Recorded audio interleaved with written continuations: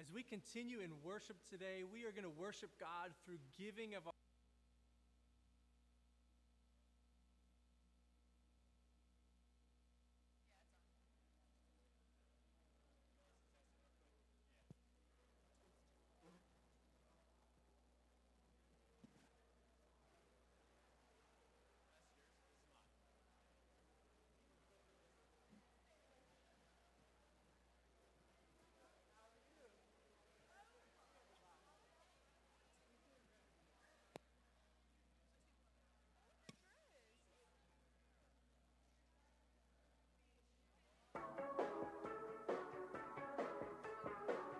Check. Check. I'm good.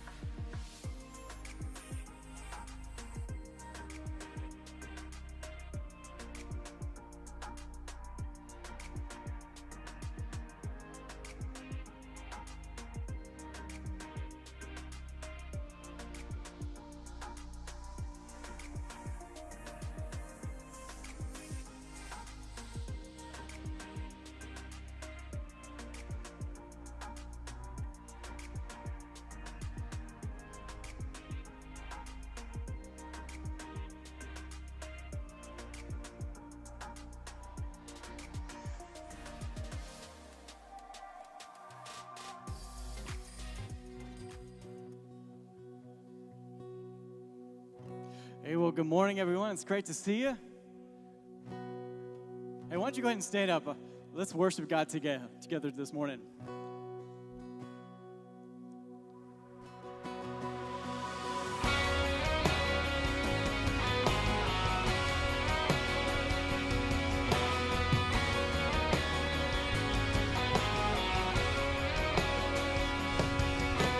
Not gonna wait for the walls to fall, 'cause I know a name that will bring them down. I've got a praise waking within my soul, and I'm not ashamed to declare it now. Light of the world, trample the darkness, nothing can stop it.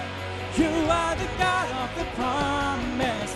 Every word will be accomplished. Nothing can stop it. You are the God of the promise.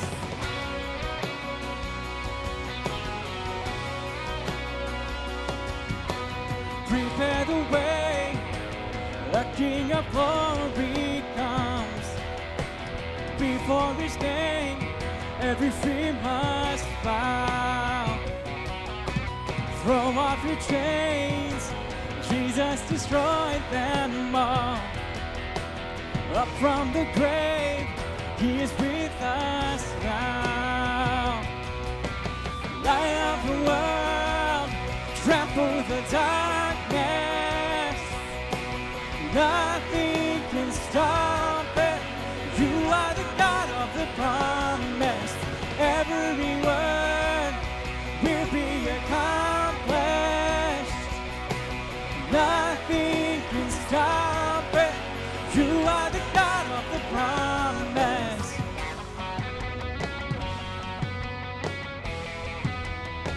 All right, we have so much to be thankful for this morning. Let's declare this section with authority. The gates of hell will never stand a chance. Your name prevails, Jesus the great I am. No word will fail, no weapon formed against. Your name prevails, Jesus the great I am. The gates of hell will never stand a chance. Your name prevails, Jesus the great I am. No word will fail, no weapon formed against. Your name prevails, Jesus the great I am.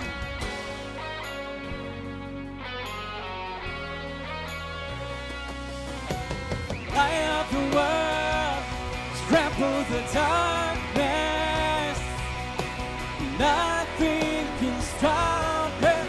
You are the God of the promise. Every word, it will be accomplished. Nothing can stop it. You are the God of the promise.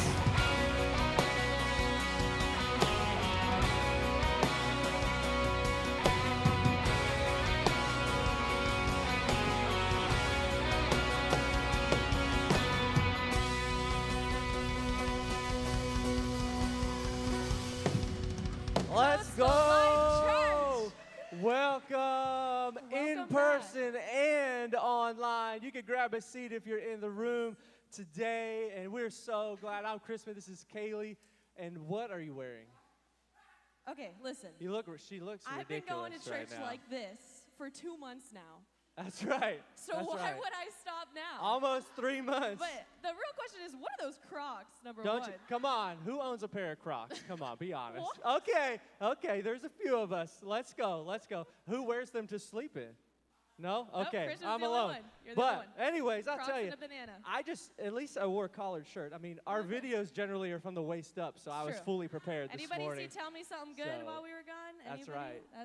Yeah. I'll tell you something good. We get to worship in Woo. person today and online. It is amazing. And maybe us in our pajamas are like some of those watching right now. Exactly. We just wanted to make those feel comfortable. Exactly, Yeah. exactly. Listen, today's going to be awesome. We're so excited. We're especially excited we can gather here in the room, and we're just so grateful. And we also want to welcome you online as well. If you are online with us right now, go ahead and hit that share button because you never know what that one share could do to change someone's life today. That's So, right. hey guys, let's go ahead and stand up and continue in our time of worship. Yes.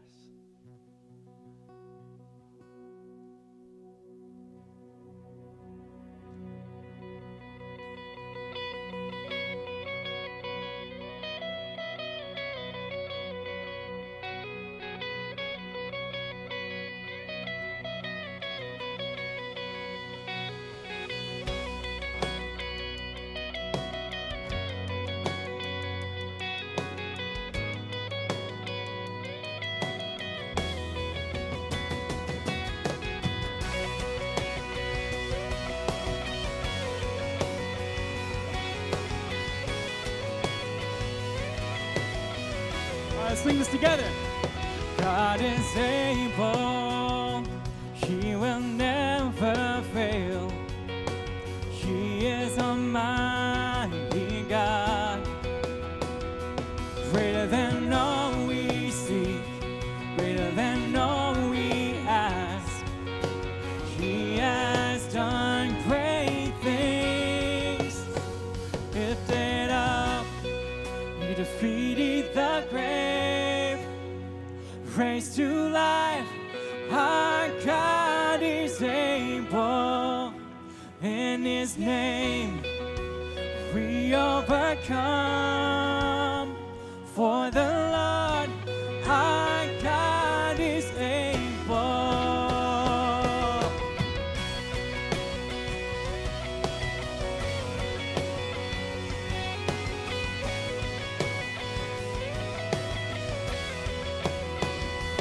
God is for us, God is on our side. He will make a way, far above all we know, far above all we hope. He has done great things. Lifted up, He defeated the grave, raised to life. Our God is able. In His name we overcome. For the Lord our God is able.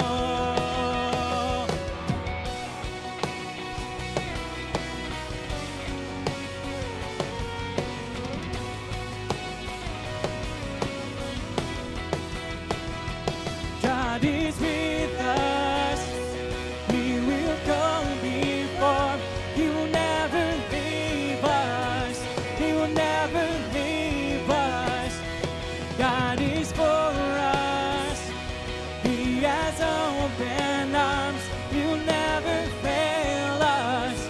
He will never fail us. Lifted up, He defeated the grave. Come on. Raised to life, our God is able. In His name, yes, we overcome. For the Lord, our God is able. Lifted up, He defeated the grave, raised to life, our God is able. In His name we overcome. For the Lord our God is able. For the Lord our God is able. For the Lord our God is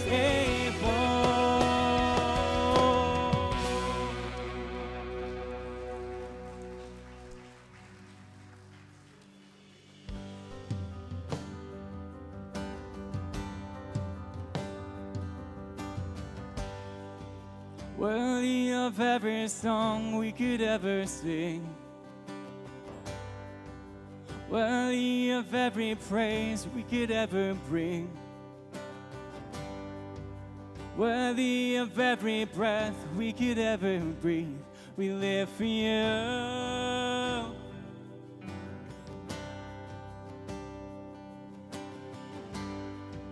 Jesus, the name above every other name. Jesus, the only one who could ever save. Worthy of every breath we could ever breathe. We live for you.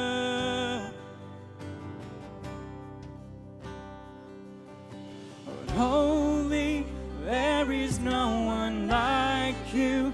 There is none beside you. Open up my eyes in wonder and show me who you are and fill me with your heart and lead me in your love to those around me. Jesus, the name above every other name. Jesus, the only one who could ever save. Worthy of every breath we could ever breathe. We live for you.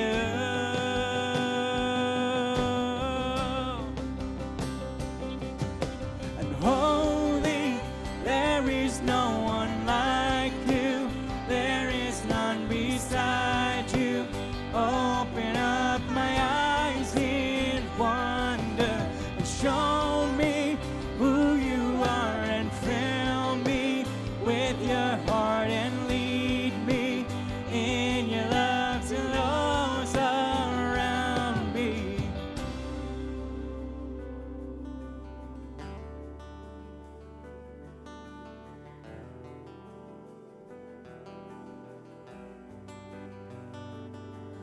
And I will build my life upon your love.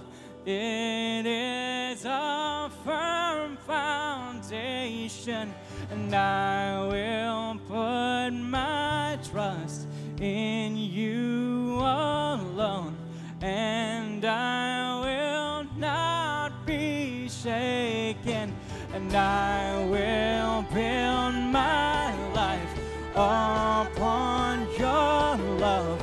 It is a firm foundation, and I will put my trust in you alone, and I will not be shaken. Sing holy, holy, there is no one like you. There is none beside you. Open up my eyes in wonder. Show me who you are and fill me with your heart and lead me in your love to those around me. And I will build my life upon your love. It is a firm foundation, and I will put my trust in you alone, and I will not be shaken.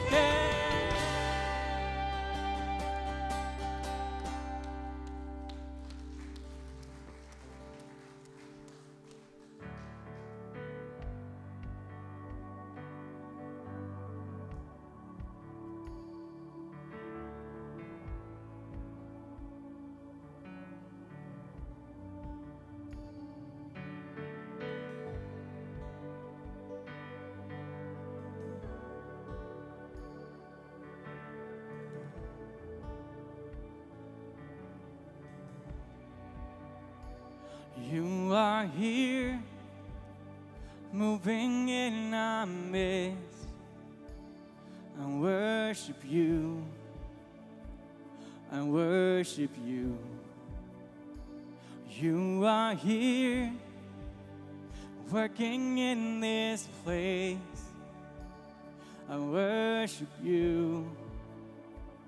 I worship you. You are here, working every heart. I worship you. I worship you. You are here, healing every heart. I worship you.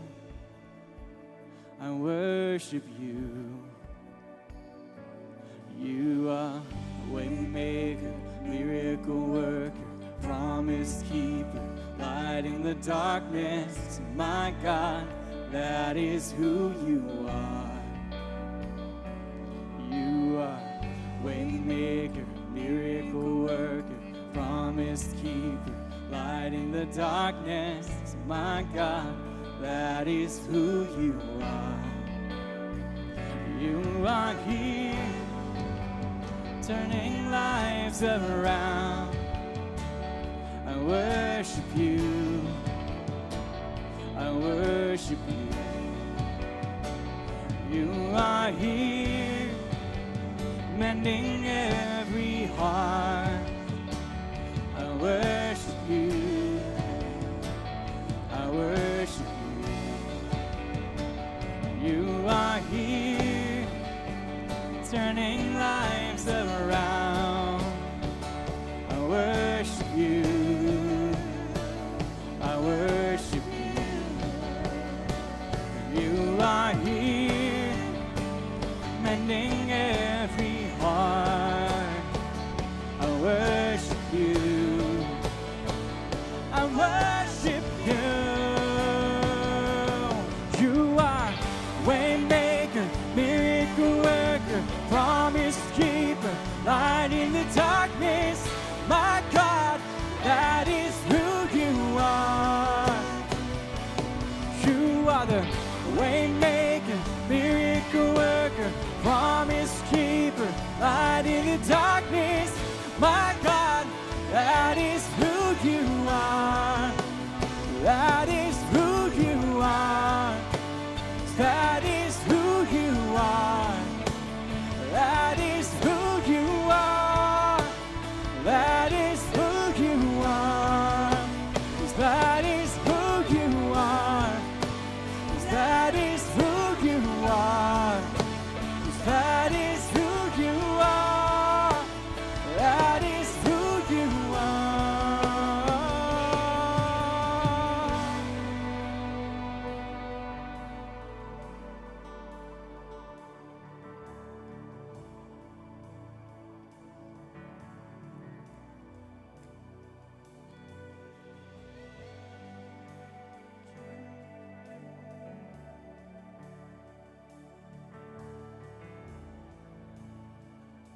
We declare this together with me. Even when I don't see it, you're working. Even when I don't feel it, you're working. You never stop working. You never stop working. Even when I don't feel it, you're working. Even when I don't feel it, you're working. You never stop working. You never stop working. Even when I don't see it, you're working. Even when I don't feel it, you're working. You never stop working. You never stop working. Even when I don't see it, you're working. Even when I don't feel it, you're working. You never stop working. You never stop working.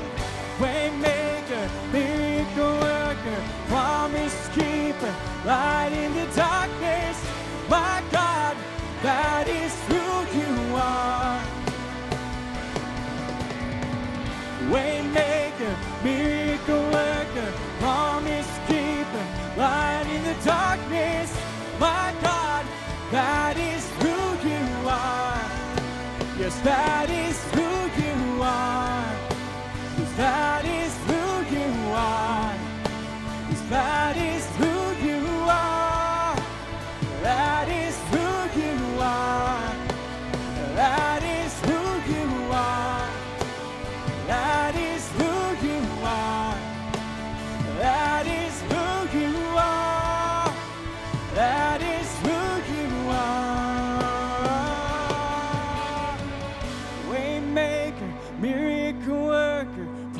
promise keeper, light in the darkness. My God, that is who you are. Waymaker, miracle worker, promise keeper, light in the darkness. My God, that is who you are.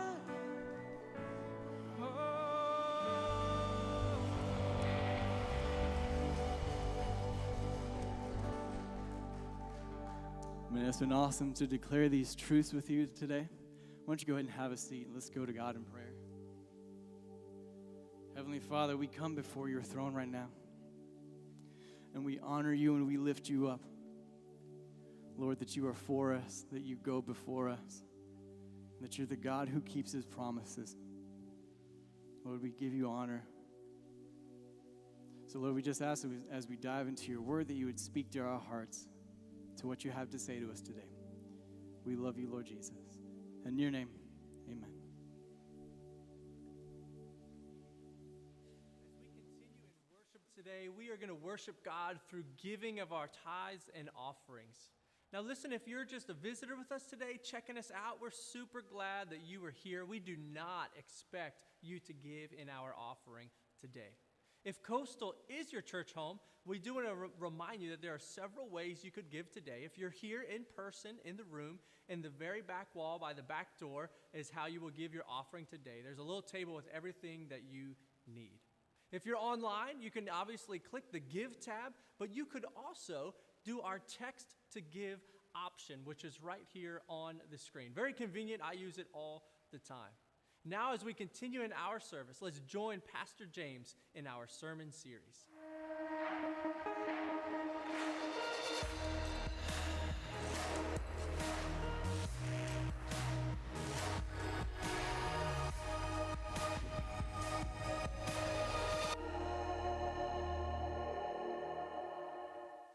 Well, good morning, everybody.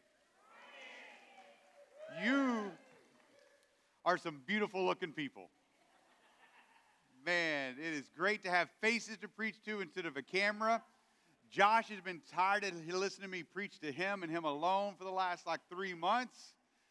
It is great to see you. I'm glad that if you are here with us on campus, thank you so much for being here. If you're on with us online, thank you so much for joining us again this morning. We hope that you're comfortable and you're enjoying your time with us today. It's going to be a great day today. It really is. I think today has already been an awesome day, a great time to get together and worship with other people, part of our church family here. And today, we're starting a brand new sermon series that's going to be our summer sermon series. So I guess for us here, this is officially kicked off our summer. We're going to go through a series that's going to take us through this entire summer and kind of like a journey that we're going to go on, because summertime normally is a season where many times, many of us will kind of go on some type of road trip. And I know that maybe this summer may be different than other summers, but a lot of times, summertime is the time that you load up in the car and you load the family up and you just go on this kind of road trip. You know, one of those kind of trips where you pile in the car and you go somewhere to an ultimate destination, but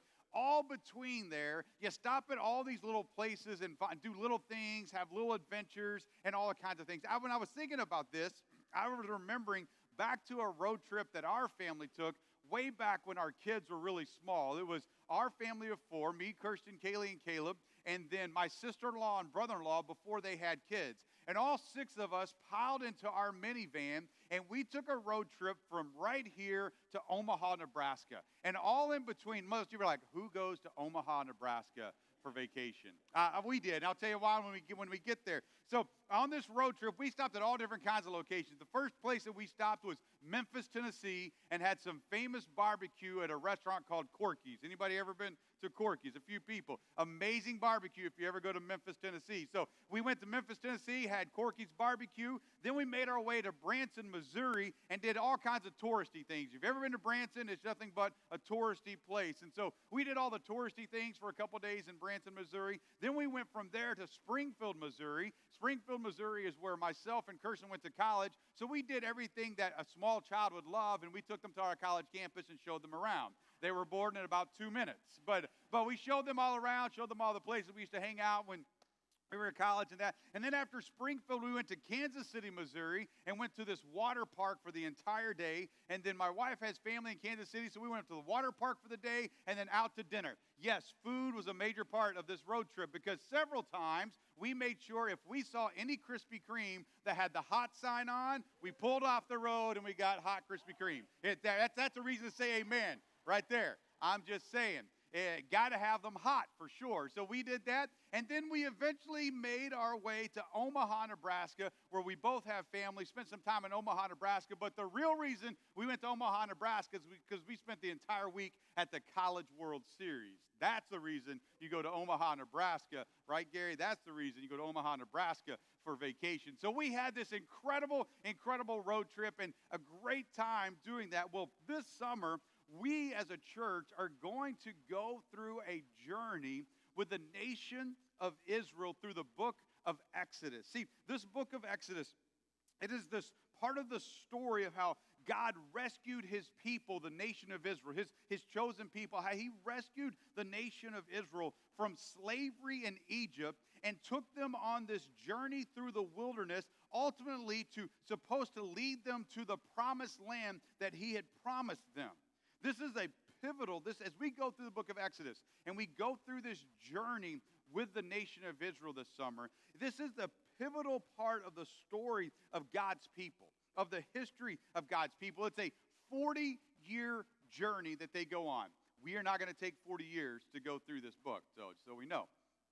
We're going to go through this summer. So I want you to grab a Bible, and I want you to go to the second book of the Bible, the book of Exodus, and go right there at the beginning at Exodus chapter 1. Now, I'm going to give you some background of what leads us to the book of Exodus. So stay with me here. As you know me, sometimes I talk really fast. And so this is probably going to be one of those times that I talk really fast to give us some background that brings us to the book of Exodus. Exodus picks up right where the book of Genesis leaves off. That makes a lot of sense. You're like, yeah, James, look, it's right after it, you know. Sometimes the books of the Bible don't necessarily pick up with the book of the Bible right ahead of it is, but Exodus picks up right from the story where the book of Genesis ends. Now, we got to understand a little bit about what was happening earlier in the book of Genesis. Earlier in the book of Genesis, if you were looking at Genesis chapter 17, God makes this covenant or this promise with a man by the name of Abraham. And this was the covenant that God made with Abraham. This is the promise that God made with Abraham. He said, Abraham, out of you I will make you the father of many nations.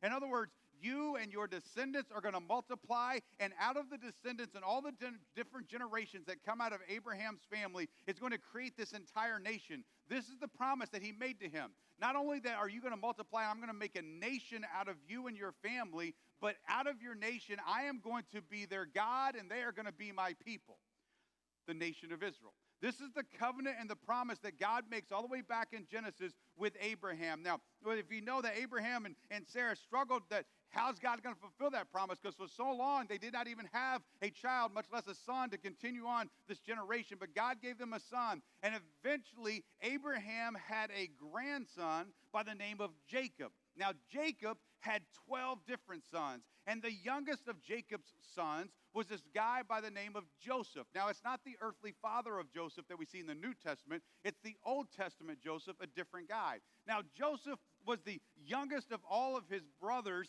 And you know what his older brothers did to him? They legitimately sold him into slavery. They sold him into slavery. They got rid of him one day, lied to their dad and said that he was attacked by animals and killed.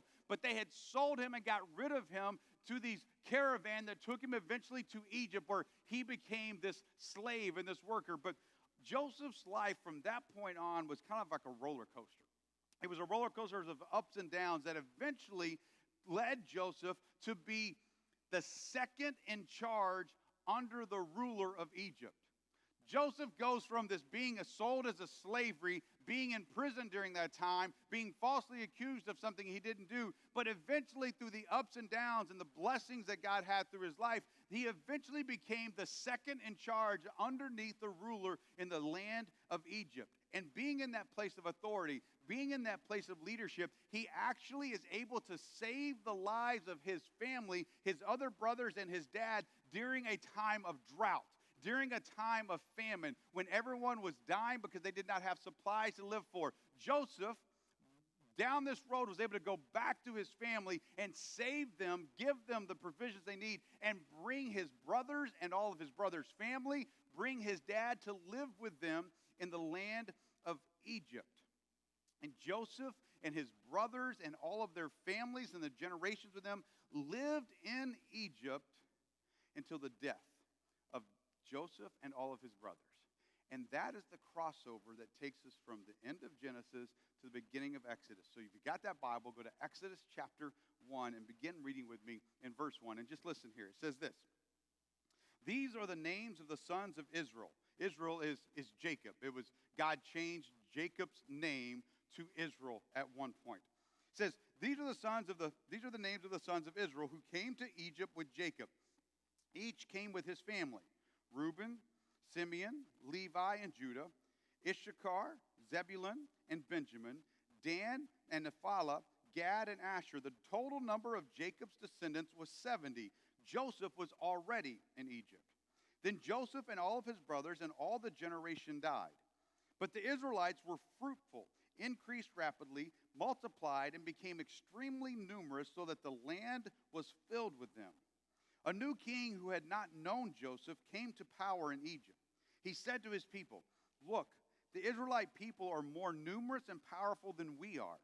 Let us deal shrewdly with them, otherwise they will multiply further, and if war breaks out, they may join our enemies, fight against us, and leave this country. So the Egyptians assigned taskmasters over the Israelites to oppress them with forced labor. They built Pithom and Ramses as supply cities for Pharaoh. But the more they oppressed them, the more they multiplied and spread, so that the Egyptians came to dread the Israelites. They worked the Israelites ruthlessly and made them live made their lives bitter with difficult labor in brick and mortar and in all kinds of field work. They ruthlessly imposed all of this work on them. So here's what's happened. About 400 years passes just in those first couple verses of what we read in Exodus chapter 1.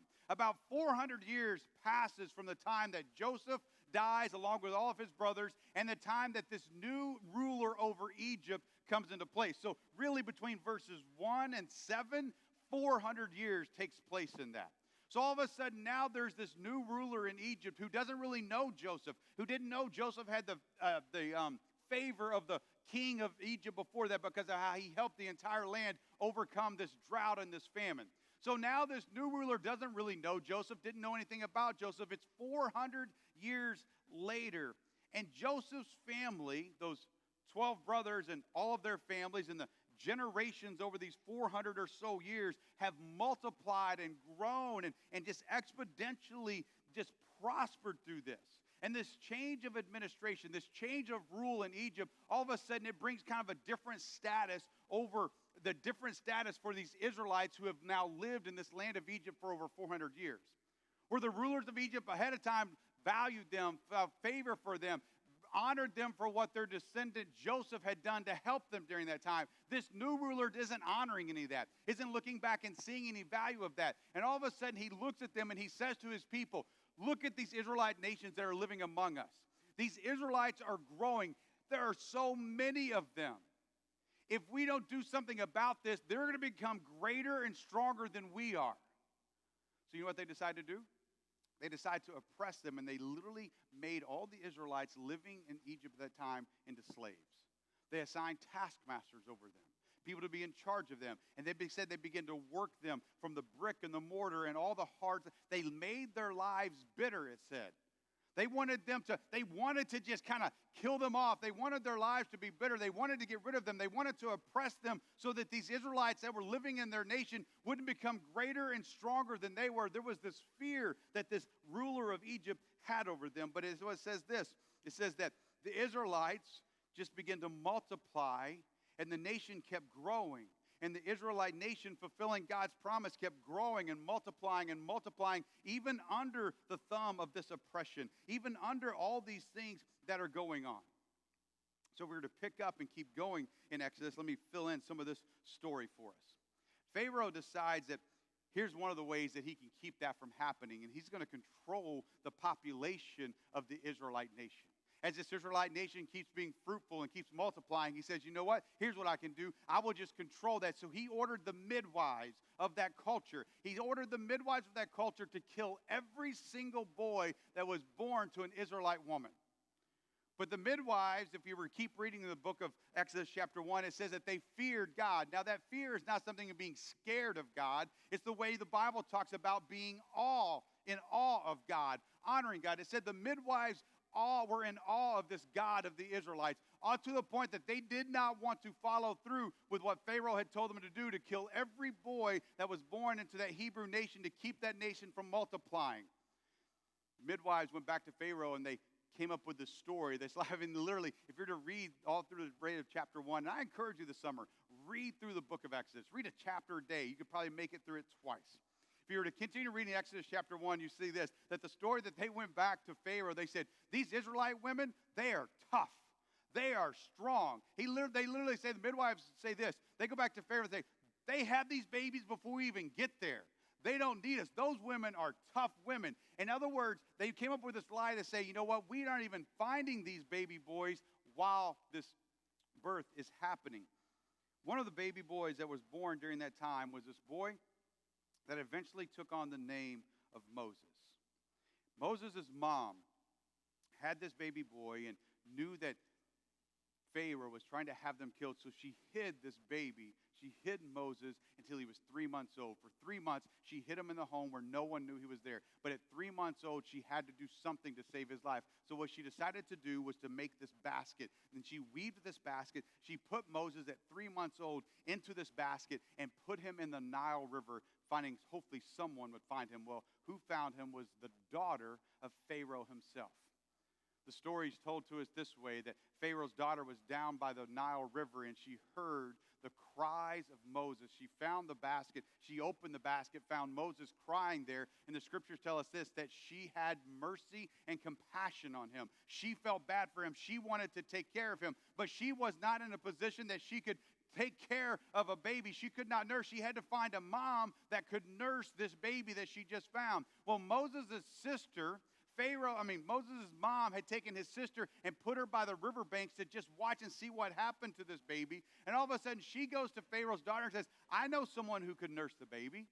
And so she goes back to get her mom. And so this Pharaoh's daughter takes this baby Moses that she just found in the Nile, gives him back to his mother, who she doesn't know it's his mom. And she takes care of him until he comes to the age that they bring him back to Pharaoh's palace. And there, Moses, a Hebrew baby, an Israelite, grows up in the very palace, in the very home of Pharaoh, who is trying to squelch and oppress God's people. God's humor is pretty cool. I mean, how God works things out is absolutely amazing. God's hands are on something. So let's pick up now in chapter 2 and see in verse 11 where we're at. Chapter 2 and verse 11 says, years later, after Moses had grown up, he went out to his own people and observed their forced labor. He saw an Egyptian beating a Hebrew. Hebrew is an Israelite person. He saw an Egyptian beating a Hebrew, one of his people. Looking all around and seeing no one, he struck the Egyptian dead and hid him in the sand. The next day, he went out and saw two Hebrews fighting, and he asked the one in the wrong, why are you attacking your neighbor? Who made you a leader and judge over us? The man replied. Are you planning to kill me as you killed the Egyptian? Then Moses became afraid and thought, what I did is certainly known. When Pharaoh heard about this, he tried to kill Moses. But Moses fled from Pharaoh and went to live in the land of Midian and sat down by a well. Let me just recapture what we just read there. Moses one day says after he's grown, after this time, that he was with his mother, who then passed him on to Pharaoh's daughter, who raised him in the palace, and now he's grown up. In other words, what you're going to see in chapter 1 and chapter 2 is a lot of time is passing on through this story in the history of the nation of Israel. Moses is now grown, and one day he goes out and he looks, and what he notices, what he sees is the forced labor that is on his people. He sees how his people are being treated.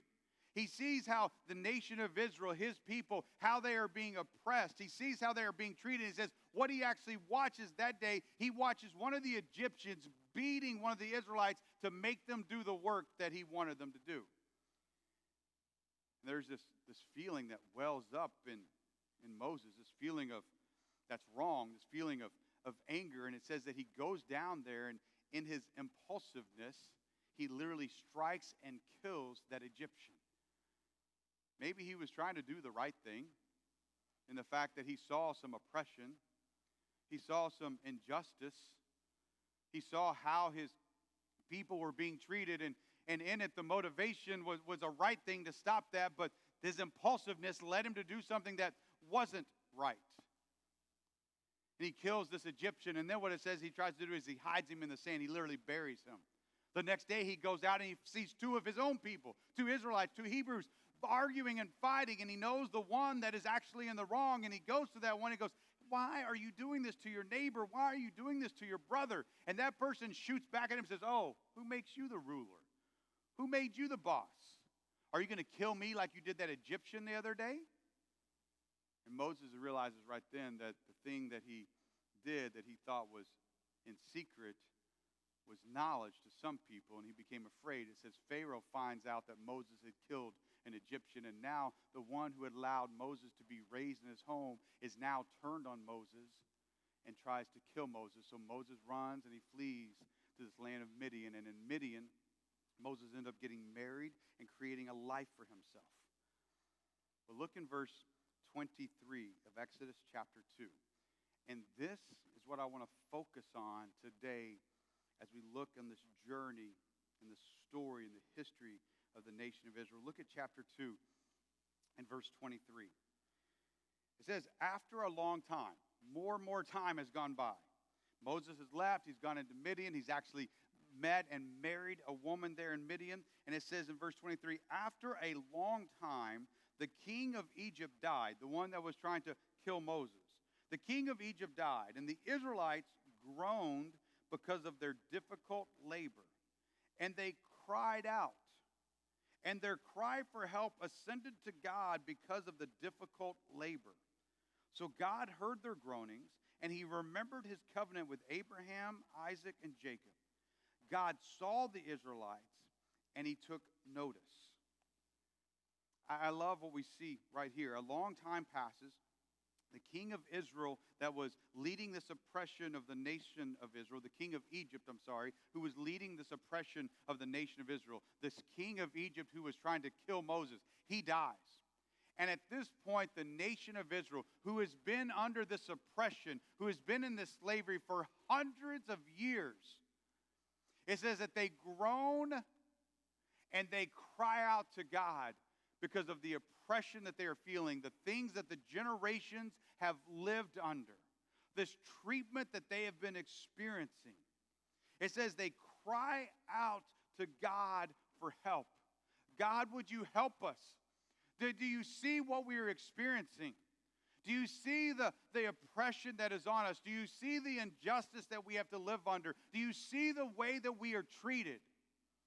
God, would you help us? That's the cry of the oppressed Israel.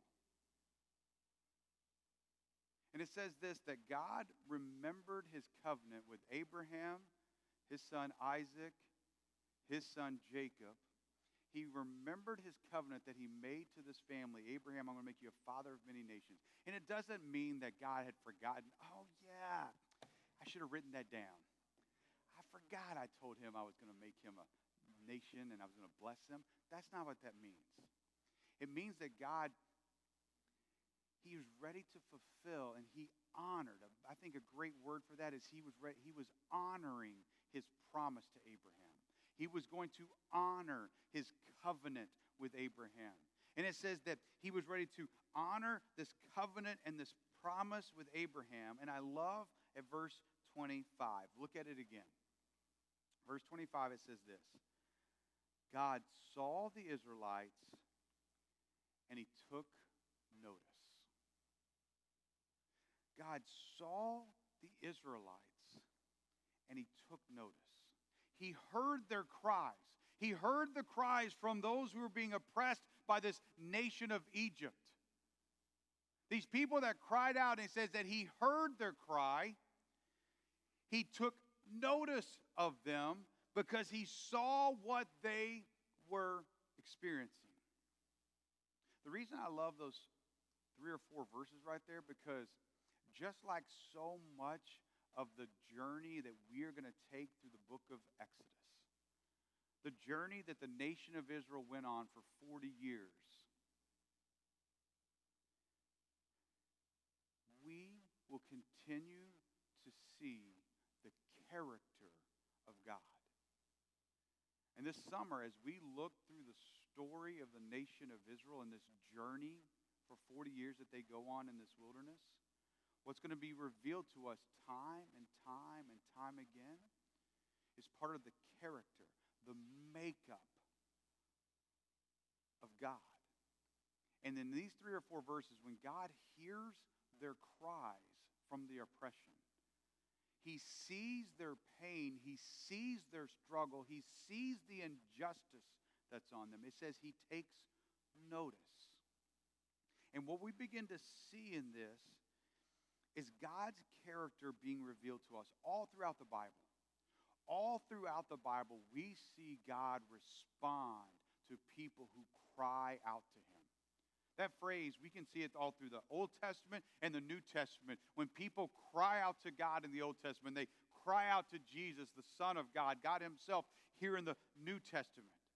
We see it time and time again that God responds when people cry out to him.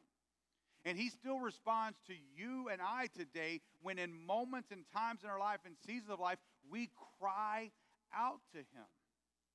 All throughout the Bible, we see God responds to the cries from the sick for healing. We see that God responds to the cries of the marginalized in society for value. We see God all throughout the Bible, the Old Testament and the New Testament, listen and respond to those who are crying out, those who are oppressed and crying out for freedom. We see all throughout the Bible where God responds to those who are entangled with sin as they cry out for forgiveness. And his response to those cries tell us a lot about his heart and his character. You see, his response to cries of those who are sick for healing, the cries of those who are marginalized for value, the cries of those who are oppressed from freedom, the cries of those who are entangled in sin for forgiveness. When God responds to those cries, what we see is his commitment to help the hurting and to rescue those who are helpless. That is part of the heart of God. That is part of the character. That is part of God's makeup, that he has this heart, that he wants to help those who are hurting. Whatever form that hurt takes. God's heart and the makeup and the character of God, that he wants to step in. He sees their hurt. He notices their hurt. And those who are hurting, he in his character wants to help them. He wants to rescue those who are helpless. Just like the Israelites in the nation of Egypt were helpless under the oppression of this ruler and the entire country that was oppressing them. God wanted to rescue those who could not help themselves. And God still does that for us. If you are a believer in Jesus, if you are a Christian, God stepped in and he rescued you and helped you in a way that you would never be able to help yourself. Part of the character of God is this heart to help the hurting, to rescue the helpless. See, God is compassionate to those who suffer injustice at the bottom of society. If you don't believe it, look all throughout the scriptures. And in the culture and societies that all the scriptures give us, through these different ancient times, one of the things that we see is God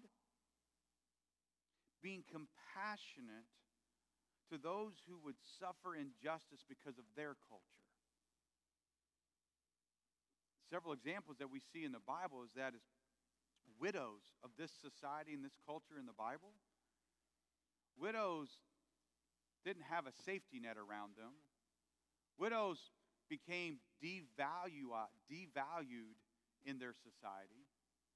Widows, if they didn't have to have family around them to help them, widows legitimately just had to beg on the street to simply survive.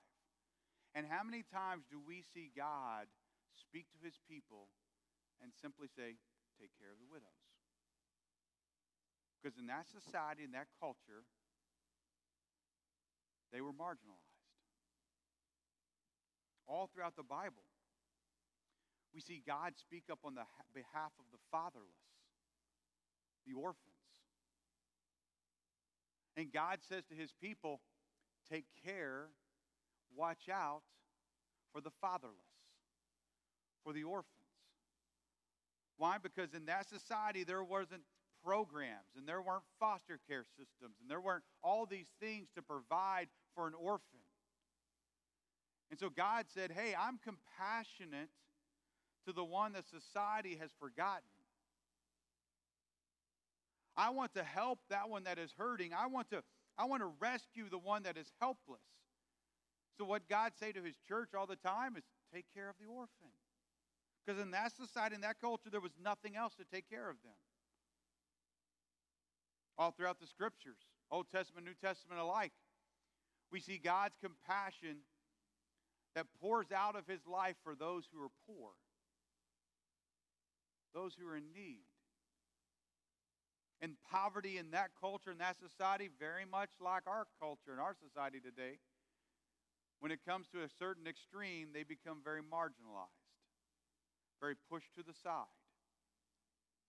And God said to his people, to his church, do what you can for the poor. Why is this? You look at the sick that are told the stories of those who are sick and lame all throughout the scriptures. Even those like the lepers who would be outcast. Literally, you can't live in this city because of your disease, so you need to go out and live in that leprosy village. What would God do in the form of Jesus? He would go and he would wrap his arms around that leper. The one that no one else wanted to be around. The one that everybody else shunned and kept a distance. God showed his compassion for those who were at the bottom of society. Flip forward a little bit to Exodus chapter 22. In this stage of his story with the nation of Israel, in Exodus chapter 22, God is giving Moses, and we'll get to Moses being their leader later, but God is giving Moses some guidance for them, some laws for them. Not the Ten Commandments, but some guidance and some laws for them. Look at Exodus chapter 22 and in verse 21. Again, we see the character, we see the compassion of God. Exodus chapter 22 in verse 21, it says this: you must not exploit a foreign resident or oppress him, since you were foreigners in the land of Egypt. In other words, God is just trying to remind them, hey, remember how you were oppressed in the land of Egypt? Remember how that wasn't your home country. You were a foreigner in that country. You must not exploit a foreign resident or oppress him, since you were a foreigner in the land of Egypt. Verse 22, you must not mistreat any widow or fatherless child. If you do mistreat them, they will no doubt cry to me, and I will certainly hear their cry. My anger will burn, and I will kill you with the sword. Then your wives will be widows, and your children fatherless. If you lend money to my people, to the poor person among you, you must not be like a money lender to him. You must not charge him interest. If you ever take your neighbor's cloak as collateral, return it to him before sunset, for it is his only covering. It's the clothing for his body. What will he sleep in? And if he cries out to me, I will listen, because I am compassionate. See, what we see in the character of God through this part of the story of the nation of Israel is that God is compassionate to the vulnerable.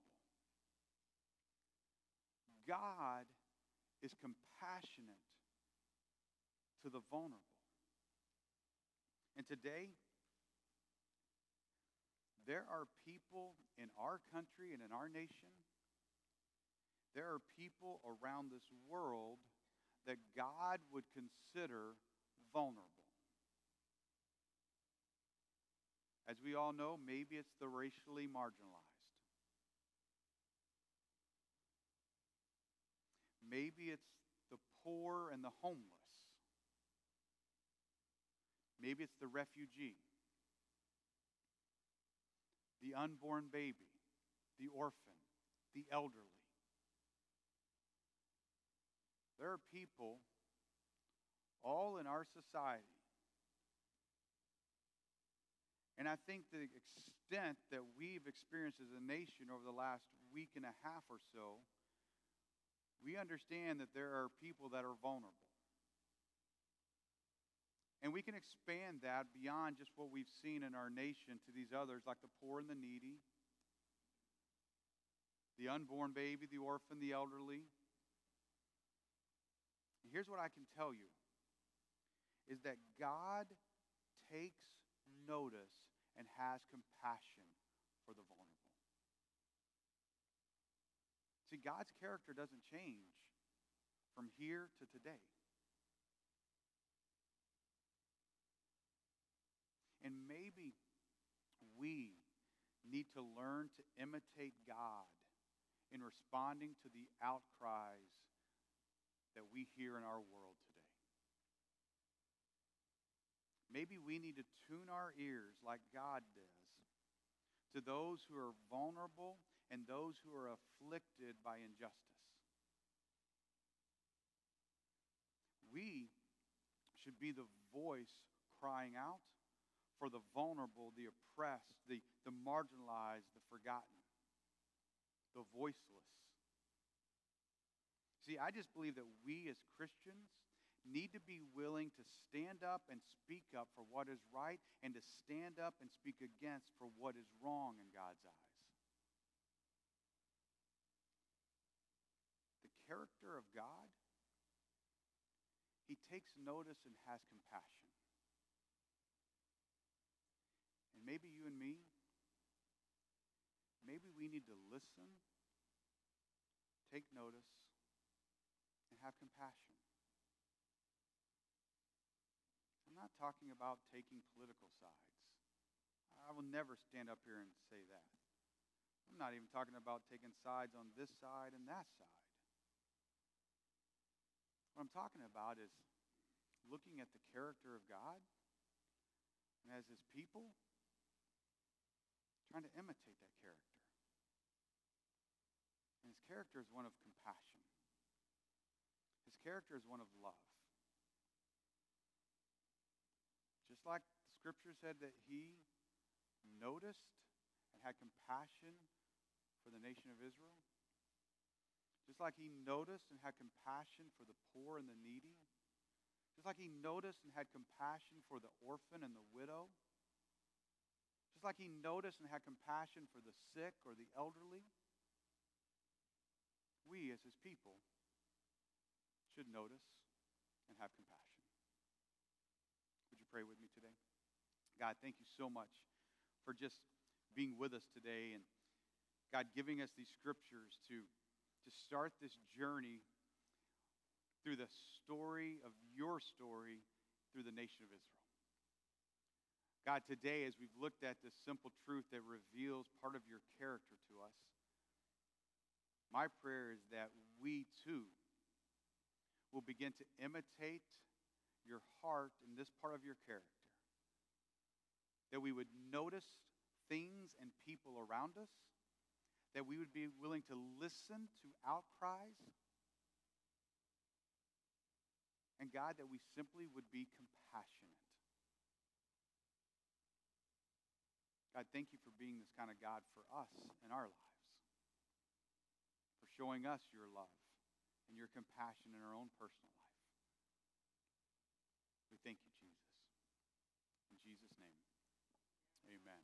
Hey, thank you so much for being here today. If you're joining us online, I'm so glad that you were with us. Thank you so much for being. I want to encourage you online and you in person to join us next Sunday at 9 and 11. It is going to be a great summer. Thank you so much for being here today. Have a great day. If you're here in person, we would ask that you would make your way out to the courtyard and hang out and have conversation out in the courtyard. That allows us to come in here, and our team is going to come in here and sanitize the building and this part of the building for our next service. Enjoy your time in the courtyard. Have a great day.